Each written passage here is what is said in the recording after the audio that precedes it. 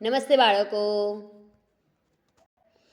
આજે આપણે ધોરણ 6 ગુજરાતી પાઠ 11 એક જાદુઈ પત્રની વાર્તા એમાં અભ્યાસ એમાં પ્રશ્ન નંબર 2 નીચેના પ્રશ્નના એક વાક્યમાં ઉત્તર આપો। પ્રશ્ન નંબર 1 નિરંજન અને તેના મિત્રએ ફિલ્મ જોવા જવાનું ક્યારે નક્કી કર્યું? તો જવાબ, નિરંજન અને તેના મિત્રએ રવિવારે સવારે ફિલ્મ જોવા જવાનું નક્કી કર્યું। 2 પત્ર કોને લખ્યો હતો? પત્ર નિરંજનના દૂરના કાકા વેદ સાહેબે લખ્યો હતો। 3 વેદ સાહેબ કયો હોદ્દો ધરાવે છે? જવાબ, વેદ સાહેબ લાયન્સ ક્લબના ડિસ્ટ્રિક્ટ ગવર્નરનો હોદ્દો ધરાવે છે।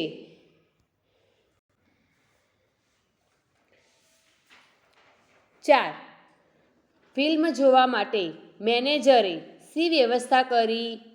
તો જવાબ, ફિલ્મ જોવા માટે મેનેજરે બાલ્કનીમાં 2 એક્સ્ટ્રા ખુરશીઓ મુકાવી। 5 નિરંજનના મિત્રને ક્યાં અને કઈ નોકરી મળી? તો જવાબ, નિરંજનના મિત્રને વેદ સાહેબની ઓફિસમાં ક્લાર્ક તરીકેની નોકરી મળી।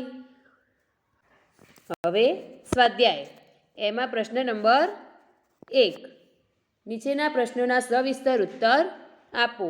એમાં પ્રશ્ન નંબર 1 પત્ર જાદુઈ કેમ લાગ્યો? તેનો જવાબ, લેખક એમના મિત્ર નિરંજન સાથે રવિવારે સવારે સિનેમા જોવા ગયા।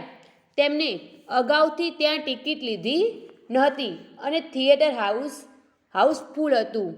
તેમને કોઈનાથી અક્ષરો ન ઉકલે એવો એક પત્ર લાયન્સ ક્લબના ડિસ્ટ્રિક્ટ ગવર્નર વેદ સાહેબનો છે એમ કહી સિનેમા ગૃહના મેનેજરને આપ્યો।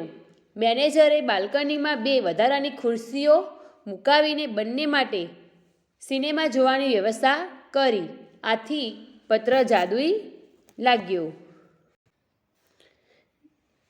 2 પ્રશ્ન નંબર 2 નિરંજનને પત્રથી શો લાભ થયો?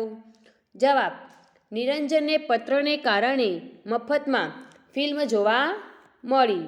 પ્રશ્ન નંબર 3 નિરંજનના મિત્રએ પત્રનો કેવો ઉપયોગ કર્યો? તેનો જવાબ, નિરંજનના મિત્રએ એક સુવિખ્યાત કંપનીમાં ક્લાર્કની જગ્યા માટે અરજી કરી હતી।